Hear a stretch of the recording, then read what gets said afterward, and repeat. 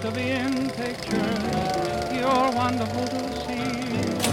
Steve, it is the 25th anniversary of Kevin Smith's Dogma. Well, actually, it's the 26th anniversary, but they're celebrating the 25th anniversary of the film now. It just premiered a new 4K restoration at the Cannes Film Festival, which is just finished at this time of recording, and it's now about to open on 1,500 screens across North America. We have been gifted access to the new 4K restoration of this, and so we thought we'd have a look, Yeah. particularly because this is a movie that when it first came out had a lot of controversy surrounding it because of its religious content, shall we say, and you being you, I was quite keen to actually talk about this one with you.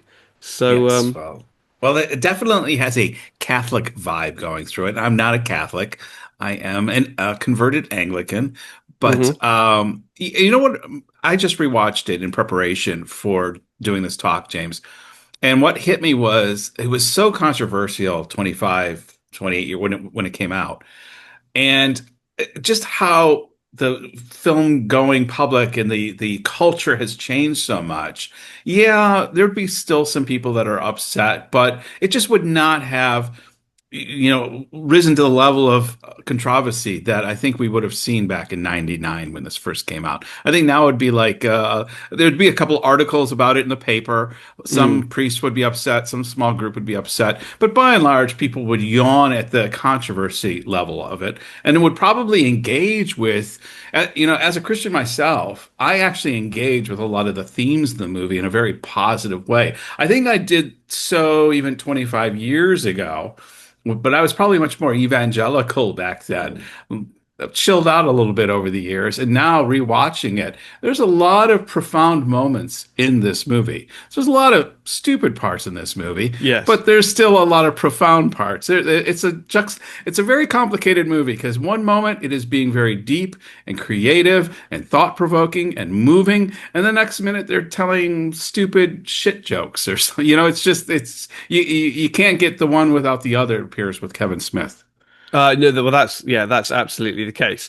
Yeah, no, it's an interesting one because I remember when it came out, not 99. I was just finishing university, where I was doing a film degree, and Kevin Smith was very much one of the key filmmakers, rising filmmakers at that time. Filmmakers like Tarantino, Robert Rodriguez, Steven Soderbergh, Kevin Smith, Yeah. who these kind of like self-made filmmakers, if you like. I mean, Clerks, Kevin Smith's first film, famously, he made it basically with credit card debt Yeah. while working at the Quick Stop that he used as the main location. And that was very inspiring to me and my classmates and my friends at university. And so he was definitely a filmmaker to watch. And I remember Chasing Amy in particular was a big movie in our household at uni. Me and my flatmates used to watch that movie on fairly regular rotation. And I've got to be honest, when this came out, yes, there was the big furore about it and the controversy surrounding it. And I don't think any of us were particularly bothered by the controversy. We didn't really care one way or the other.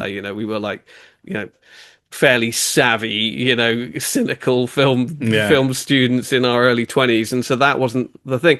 But I think at the time I was just kind of confused by the film and rather kind of unimpressed, if I've got to be honest, by the film when it first came out. Just it felt very patchy, it felt very shambolic, it felt like a lot of vignettes strung together by a not very well articulated argument or hypothesis about the Catholic Church and the absurdities of it and what have you.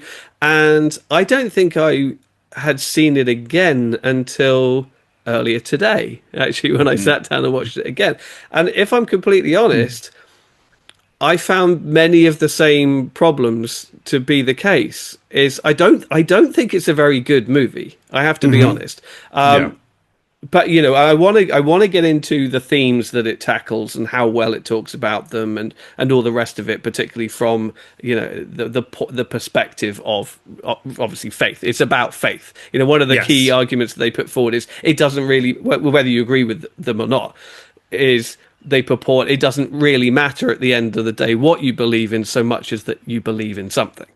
You know, having faith is the important point that the characters seem to be pushing forward. But I still find it quite a difficult film just to get through, if I'm completely honest. It's way too long, I think. I don't think it's very well structured. I don't think it's very well paced. I think it's got too many characters in it. And I think it's kind of gets bogged down in too many sort of half-baked, unrealized concepts and ideas, and then you have the inherently puerile Kevin Smith mentality that keeps gets it in his own way time and time again, and so anything that he might be trying to articulate of any depth, substance, or intelligence is often undermined by shit monsters and things like that. So I've got to be honest, straight off the bat, I struggled with it just as I did 25 years ago, not for its Christian content or potentially blasphemous content or anything like that, but just I don't think it's a very good movie. Sure. Now, and arguably, rewatching it yesterday, James, is the sheer cast of the caliber of actors he was able to bring on board elevates the problems. I shouldn't say elevate the problems, but mitigates the problems in this film by raising the level in their performances. So, you've got Alan Rickman in there, and it's like just putting Alan Rickman in there just lends such gravitas. It's like it's too bad you've got, as much as I enjoy Jason Lee and My Name is Earl, the TV show. It's kind of, he plays kind of a silly character in this movie, and it's probably one of the ones you could have eliminated because it's superfluous in many ways. And it's like, just focus in on Matt Damon and Ben Affleck, because that is your, on one side, center of gravity. And then on the other side, I would have your Alan Rickman being the more mentory to this rabbling group of people trying to figure out their faith, because that's always that's a timeless human trait and a theme that runs in movies. People losing faith, finding faith. What do we find faith in? And to me, I'm just going to say that it's such a stupid line at the end. It doesn't matter what you have faith, just as long as you've got faith. It's like, that's the dumbest. That is so 1999. Yeah. It's like, that says nothing. You've just basically given us 2 hours, and then your final message you send us off with is just, fortune cookie wisdom. Wisdom. That's perfect. Thanks. That's exactly what I was looking for. And it's like, there's moments in this film I enjoy, and that's why I'm using the term of vignette. There are vignettes in this film that are really enjoyable. There's moments where Ben Affleck and Matt Damon are chatting about, their relationship with God, their history together. It's like really interesting stuff. And then there's a shit monster. It's like, it goes boom, boom, boom, back and forth. And you're right. It's a patchy film. Yeah. Rewatching it this time, it's almost, it's difficult to pinpoint what exactly might have upset Catholics at the time, or from my personal perspective. Anyway. I think it's Buddy Jesus. But what's wrong with Buddy Jesus? And I realize, because we've seen that viral meme so many times, I totally forgot it came from Dogma. When he unveils it, I went, "Oh yes, that's where Buddy Christ comes from." Sorry, I kind of cut you off a little bit. No, it's fine. Because you wonder whether the controversy around this film is sort of similar to the controversy that surrounds a number of these films, like sort of Last Temptation of Christ or The Life of Brian or whatever it is. And it's the very notion that a filmmaker is tackling or daring to question or daring to even contemplate the issues regarding faith and organized religion, and that is enough to protest against. And actually, and almost all the time, it turns out that they haven't seen the film. The people protesting, certainly at the time of the initial release of something, those ones picketing outside the cinemas or the studios or whatever, in the same way that you see people picketing outside the abortion clinic and what have you here. haven't seen the film. Hmm. And if you actually were to sort of sit them down and ask them, show them the film and ask them, okay, what is it you object to? I'd be really fascinated to hear what it is, because my inclination is that actually they would really struggle to point to anything specific in the film of real substance and go, I don't like that. I Yeah. object. I object to that. Um, and it might be something as simple as the church contemplating the notion of sort of retiring the crucifix as Yeah. their central piece of iconography, not in favor of Buddy Christ per se, but merely just getting rid of that. Yeah. People, they might be objecting to that. They might be objecting to the notion that God is female. And They it's might. Alanis Morissette. It's Alanis Morissette, yeah. But I think that behind all of those things, there is sort of there is intelligent arguments there. I'm not sure how well the film articulates them, No, no, it opens up some but it good does raise some it, interesting points of debate. points. And then when you think, okay, great, now a great writer could bring this deeper and explore in different areas and bring these characters into different conversations with one another. There's a juvenileness in Kevin Smith that he keeps sabotaging himself. He can't help himself. And, I'm speaking from experience. That's kind of what I say to myself. But Oh, me too. there's so I can't cast too much blame on him, but he sabotages himself through this movie, and I think by and large a lot of his films have that measure of, when you talked about him, I still remember in the 90s his name was up there with Robert Rodriguez and Yeah. Quentin Tarantino, and I think even he now would joke about that. Like, I listened to his podcast a bit. He's pretty self-deprecating about his filmmaking abilities.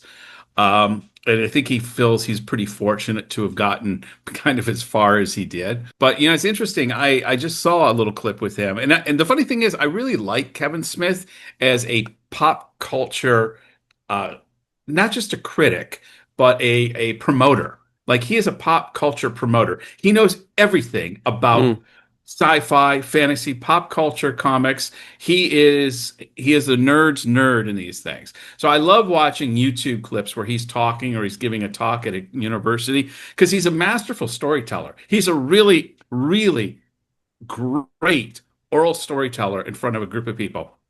I recommend anybody go on YouTube and listen to his whole story of how Prince hired him to film a documentary about Yeah. Prince. It is the most, I must have watched that thing 3 times. It's fun watching him just tell this story so masterfully. And so I guess I wanted to caveat some of my criticism of his filmmaking ability. I have real praise for him as a person. I think he's a great guy. I don't think he's a horrible filmmaker. I think there's a lot of great stuff that comes through in his movies. Mm. But for some reason, he doesn't seem to be able to put it all together in a way that maybe some other great filmmakers have been able to do much better than he can. Yeah, no, he was just part of a sort of a generation of almost like sort of self-made but very cine-literate filmmakers. This was at a time, really pre-internet, certainly pre-digital, pre-smartphones, pre-YouTube. If you were going to make a movie, you really still had to go out there with a real camera and film, which is obviously incredibly expensive, Yeah. and do it that way. And so you got people like him who, made this movie for peanuts, in a essentially sort of a 7-Eleven kind of convenience store at night, and it was at the convenience store that he worked, and it was just, there weren't any stars in it whatsoever, and it was just, him and his friends who put it together. You got Tarantino, who obviously famously, was working at a video store, riding away, doing a tiny bit of acting before he got his big break by getting a script onto Harvey Keitel's desk, essentially. And then Robert Rodriguez, who put himself through sort of he volunteered for medical experimentation, to take you on one of these programs where you take pills and what have you, and your reactions are recorded, so that he could raise the money to go and make El Mariachi, this little sort of Yeah. Spanish language neo-Western that he made. And, as somebody in their sort of late teens, early 20s, studying film at that time, these were just incredibly inspirational figures, almost regardless of the quality of the final product. It was just that they did it, and they did it outside the system. They did it their way. They showed that it was possible for just you and your friends and your own vision and your own ideas to get stuff made. And so because of that, Smith's first film, Clerks, in particular, was incredibly popular, and we used to watch that over and over and over and over again. Even though that, most of the things that they talk about, it was still at a time when talking about pop culture in movies was kind of a novel idea, and they're having all of these conversations about Jaws and about the Return of the Jedi, this whole thing about the construction workers in the unfinished Death Star would have been contract workers. They wouldn't have been government employees, and they wouldn't have had skin in the game when they got blown up by the rebels, and all these kind of stupid, ridiculous conversations. So I think he won over a lot of goodwill by a certain demographic and a certain generation at that time. And I think it's fair to say, with the exception of Chasing Amy, which I think is his best, most fully realized movie, best written movie, definitely best acted, and by and large because it steers clear of all the poo and bum and fart jokes and all the stoner jokes to a large degree. It has Jay and Silent Bob, which are, I think, his Achilles heel. Really, I think whenever they're in the stuff, it's and obviously he's one of them, and his lifelong buddy is the other one, and that too much of his work always goes back to them. Yeah, they did their own movies, they did an animated series, and all of those kind of things together. But I tend to find those to be the weakest parts of anything that he does, and I think that is definitely the case in Dogma, is that he cannot not put them in. Yeah. And they just add to the clutter, and they don't really advance anything of any real substance in it.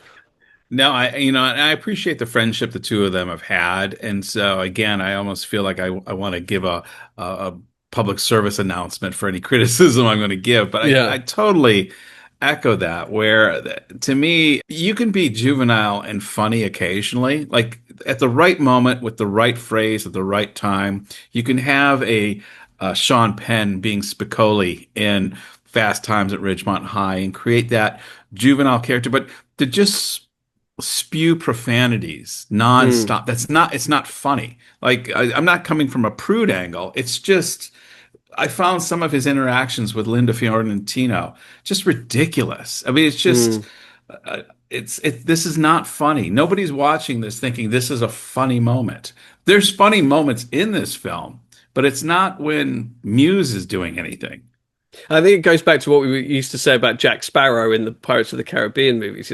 He's great comic relief, but as soon as they started making him front and center of the plot and the actual narrative, that's when the film started falling apart. He can't be the driving force and the central protagonist in the same way Jay and Silent Bob can't be either. And when they are, they're part of the problem. But I did want to touch on what you said about those about Kevin Smith as a sort of pop culture commentator, if you like. He was a very early pioneer of the podcast format as well.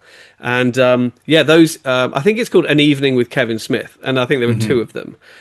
They were that good. They were almost like stand-up comedy specials, but they were more anecdotal. They were longer form anecdotal things. And I remember they were released as legitimate DVD releases, just on their own, not as like a bonus on a movie disc or anything. But that was it. The great story, I think, is when he was hired to write Superman. Superman Lives, the Nicolas Cage Superman movie that never was, that Tim Burton was going to direct, that he never did, that they doffed their cap to in The Flash, the last Flash, in the multiversal bit at the end of The Flash.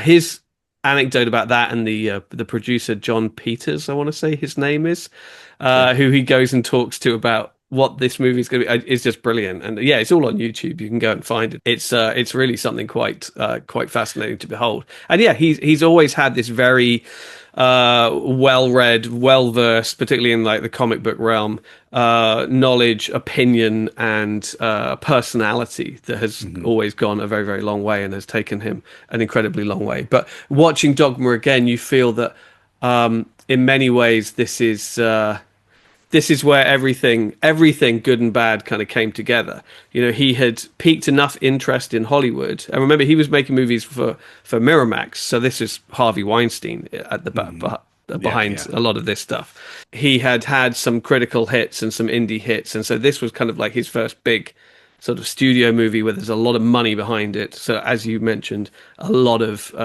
big name stars in it. Alan Rickman, of course, and Salma Hayek, Chris Rock. Yeah, Salma Hayek was certainly coming up. I'm not sure she was like a big star yet. I mean, the person to really talk about is Linda Fiorentino. Yeah, she was like the hottest property in Hollywood at that time. She'd done this great neo-noir indie movie called The Last Seduction. Yes. And then that put her in. I think she got a BAFTA nomination for that or something like that. One of the big Golden Globe, BAFTA, something like that. And then she got in. She was like the female lead in Men in Black. It was like her big studio movie. Yeah, I remember that. Yeah. And then she did this, and then she really just kind of fell off the radar. I think I don't want to sort of misinterpret it, but it does seem to be like she was either responsible for her own downfall or she was the victim of one of these problematic women discourses. She's obviously a very strong-willed woman, very opinionated, whatever, and recognized that she was becoming an increasingly viable entity, and it all seemed to kind of implode very quickly, very hard, very fast, and she just kind of disappeared. Not that this is her best work or anything, but she was a very promising actress, and she'd done a couple of like really strong performances. Other thing I wanted to raise, a little anecdote, was I do love watching anything Kevin Smithy, and I have been watching a few things in preparation for this on YouTube. And there's a great clip of him talking about his relationship with Alan Rickman and talking about in Dogma. And just simply that, he thought not in a million years is somebody of the caliber of Alan Rickman going to be remotely interested in somebody knew somebody who got the script to Alan Rickman. And when he heard about it, he's like, oh, Alan Rickman, he's like up Shakespearean, he's up here. And he says, no sooner we get, oh, yeah, Rickman said he'll do it. And he's like, Flabber, we got Alan Rickman. He said, but what really impressed Kevin Smith was until Alan Rickman sadly passed away, he said, Alan Rickman was the one who pursued the relationship with Kevin Smith. And he's really, and in Smith's own self-deprecating way, he's just making it sound like why would he want to? But he says, essentially, if I was in England and he heard about it, he would call me and go, hey, I hear you're in my country. I'm taking you to lunch. And then reciprocally, he says, if he came to LA, he'd call me up and say, hey, I'm in your city. Take me to lunch. And he says he did that. He said he was the one who kept the relationship. And he just always admired that somebody he felt once I connect with somebody or we've had that kind of relationship, we always have that relationship. And he just really appreciated that somebody like Alan Rickman continued to reach out to him all the time. That's wonderful because obviously, yeah, like you say, it's Alan Rickman, and he's got such a long career. I mean, if he's in LA, there are a number of people he could call. Yes, yeah. Wow, yeah, that's lovely. Yeah, you can't hear enough good things about Alan Rickman. He's just he was one of the best for sure. Yeah, I just love when the appreciation you have for someone's art matches maybe the character of the person inside. You don't have to split it, separate the art from the artist or anything like that. Yeah, for sure. Yeah, so I guess, honestly, with Dogma, for me, it's always a fascinating oddity. It's a fascinating sort of failure, in my opinion. Really, it's not really for any of the religious content or anything like that. It just feels like he was at that moment in his career when all the resources of Hollywood were available to him for the first time. And he had this, ambitious script that involved a big ensemble cast. And so he was like, okay, here's a great opportunity for me. Instead of populating it with my friends, like I had done with all my movies up to this point, I can populate it with all of these great sort of comedians and character actors and George Mhm. Carlin and people, people like Yeah, that yeah. in this movie. And and clearly it's had a lot of money spent on it. There are sort of special effects sequences. There is the ship monster and the wings that the angels have Hmm. and things like that. Clearly money has been spent on this movie. But I always find that that's a dangerous place to be for a filmmaker and for creativity. It's like, Yeah.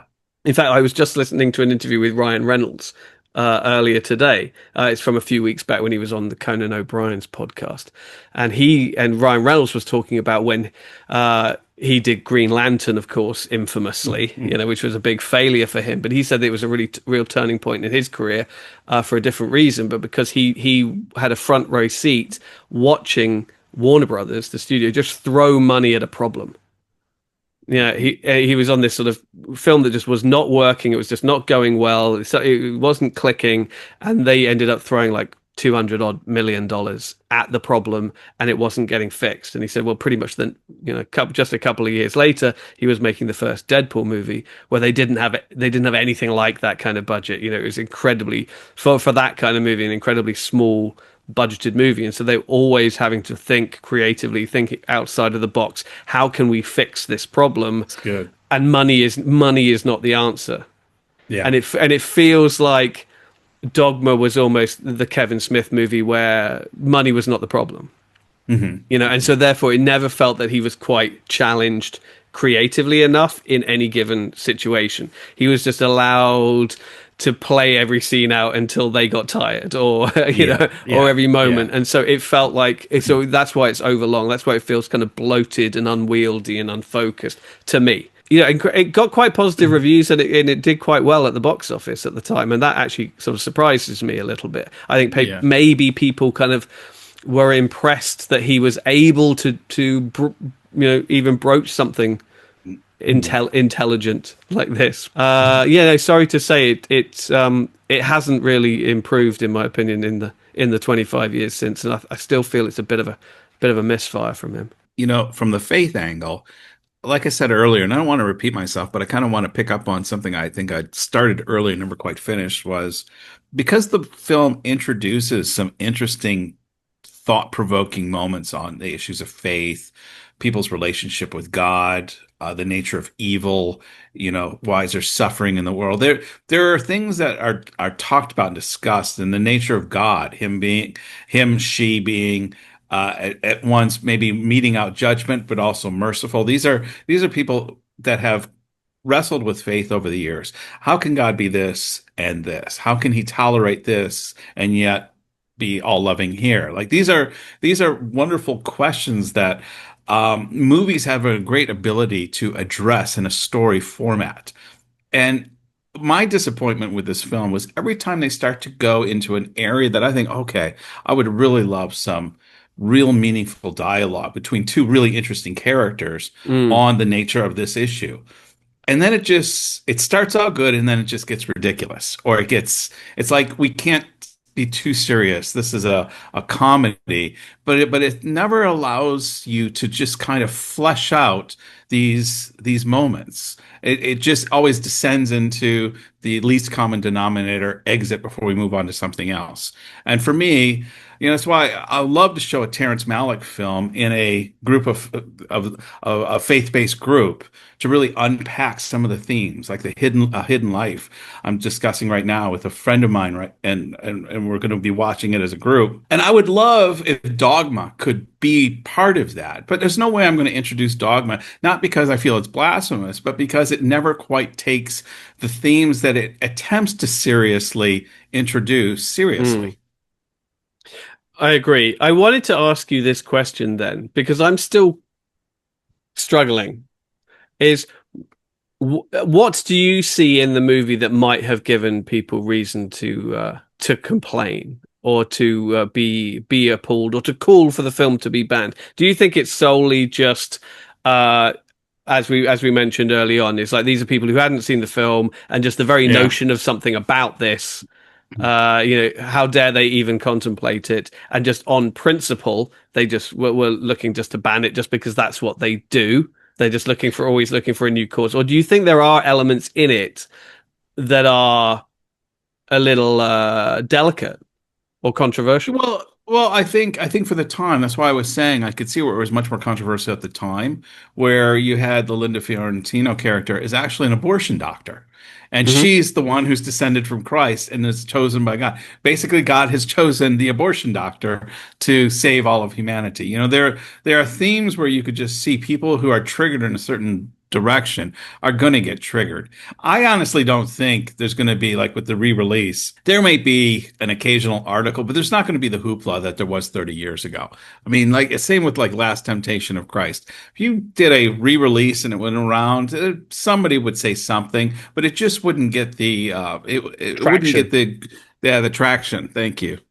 And it's to me the culture has changed and you'd really have to do something in a completely different way to get that level of response again.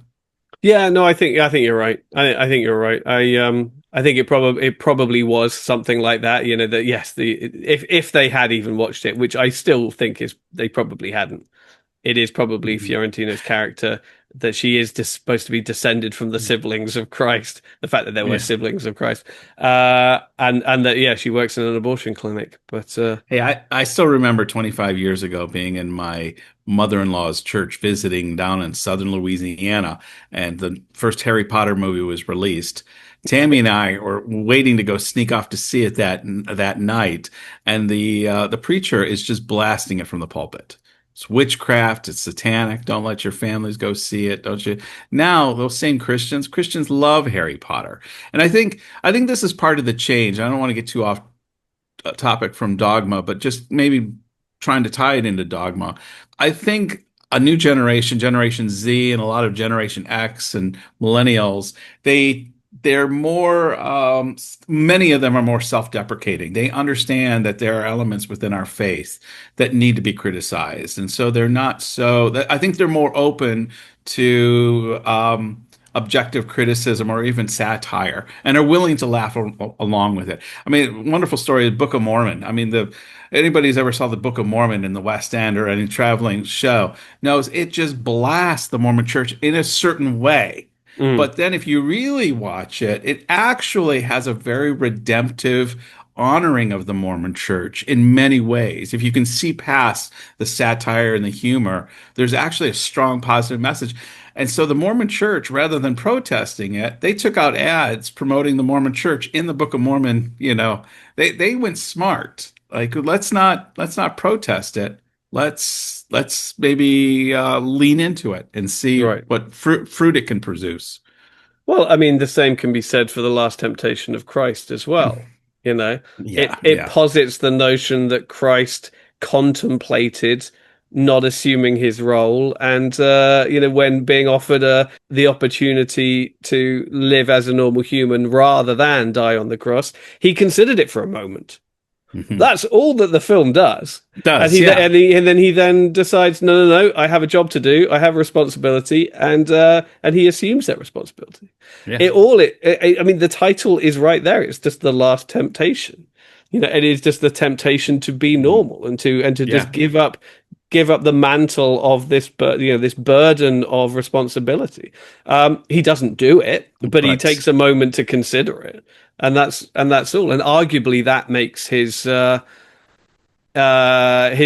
choice all the more strong because he did take him. He wasn't blindly following in the teachings and the directions of his father. He yeah. it was his own choice. It was his own Yeah. decision, and Yeah. arguably it reinforces that. But Absolutely. and I think hopefully more and more people are willing to do that Yeah. because they're not being So James, blasted from the pulpit. well, James, how do we land this examination of the 25th anniversary of Dogma? We rating it, or we Oh, we could rate it. I mean, but then as it is an older movie, I'm not so sure. I mean, I'm a little saddened with myself that I didn't like it more this time uh-huh. because I think it is, it is interesting that it is coming out again and that it remains a film that that attracts attention and conversation. I think that is a good thing, even Yeah. if I think ultimately, Kevin Smith kind of it's kind of the display some of his worst tendencies, Yeah. Yeah. writ large here. It's it's still fascinating. It still provokes conversation. Yeah. I think younger audiences for today perhaps might be even less bothered by it. Oh, Actually, I think so. you I do would get say, that feeling that they're not so passionate about organized religion, which is kind of one of the themes in the movie, isn't it? That because that's yeah, sort of yeah. the inciting incident is that the church is like, okay, we're losing our congregation, we're losing the people, we need to sex things up a bit, and that's why they go through this rebrand that inevitably transforms one church into a kind of a redemptive portal back to heaven or whatever it is. Well, I think I liked it more than you did. I just checked to see Yeah. what I gave it on Letterbox last night because I rewatched it yesterday. And normally after talking to you, I usually go up half a star. I probably need to take away half a star after this discussion. Don't let me persuade you one way or the other. I think it's because I still consider it probably the movie of Kevin Smith's I enjoy watching the most, that I have the most. I gave it 3.5. There's Okay. something about Ben Affleck and Matt Damon when they're on that bus. I can always smell an adulterer. Just there are lines in there that are really there's some really funny moments in this film. When the gun goes off and that bus stops and everybody's flying off and he just comes out dancing. It's just it's there's some really funny parts in this. So I guess I kind of want to balance some of our I think we have a somewhat harsh critique of the film. There are some moments that I truly enjoyed in this. No, I mean I think that's totally fair enough. I don't want to reiterate my position yet again, Mm. but I am cooler on it than you. But I do feel that the fact that it takes the time to discuss these kind of things at all, I Mhm. suppose should be praised and should be Yeah, yeah, yeah, should be absolutely. should be critiqued. I So, mean, so I give it 3.5 shit. I'll give it 3.5 shit monsters. I'll give it two shit monsters because, yeah, well, for all those reasons. But no, I did just want to say because, of course, Ben Affleck in particular, but also to a lesser degree Matt Damon, really kind of owe their careers to Kevin Smith. Actually, Yeah. um, he gave Ben Affleck like his break. Really, he's a major supporting character in Mallrats, the film he made Yes. straight after Clerks, and then he's the lead in Chasing Amy. Mhm. Matt Damon has a very tiny part in Chasing Amy right at the end, and but then Kevin Smith was like the executive producer on Good Will Hunting. He really he won't take the credit for it, but by all accounts he is the one that convinced, again, it's Miramax back when Miramax was actually doing good work despite Yeah. who was running it. I think he was the ones who persuaded the Weinstein to go with it and to really actually Yeah. finance it, because obviously it's not a commercial concept at all. It's like No, no. kid from the streets does math. It's like, okay, and help them get, and that in What, turn what, helped them get Robin Williams. So what's interesting is both of those guys, usually when something like that happens with two, one really takes off and it becomes like a mm. wham thing. One becomes the George Michael and one becomes the Andrew Ridgely. But they both Ridgely, became George Ridgely. They yeah. both became the George Michael. They both separately became the George Michael. Yeah, I think the smart thing was that they're very different types of actor, and they went for very different types of role. It wasn't Hmm. like they were two best friends who came up and they were competing against each other for the same kind of thing. They both showed their versatility. I mean, arguably, Matt Damon is the more versatile of the two, Hmm. but proved that he could do the action stuff just as well as Affleck could. And I think you hear Kevin Smith talk about Ben Affleck, Hmm. and it's nothing but praise. He'll be like, "Oh, Ben Affleck is the greatest movie star I know and that I've ever worked with. He's absolutely he's exactly what it is." And Hmm. and um and you see that here, where it is a movie peppered with big names, with the kind of dialogue that you cannot sell. I mean, some of the stuff later on in the second half when Affleck's character Bartleby is kind of turning, Yeah, yeah. And he's sort of articulating his newfound motivations for doing all of this. That's some really difficult language and dialogue he has to sell, and I think he does actually a really good job of not only getting it out of his mouth, but actually doing so in a way that you can follow it and you can actually get behind him to a degree. Yeah, yeah. So I think we need a Yeah, so that'll do. yeah.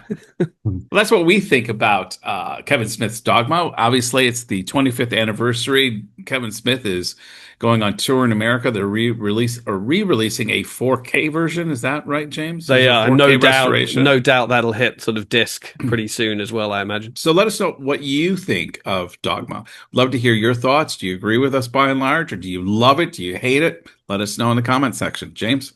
Yeah, absolutely. I mean, where do you think it ranks with all the Kevin Smith stuff? What your views on Kevin Smith? What's his best stuff? What's his weak points?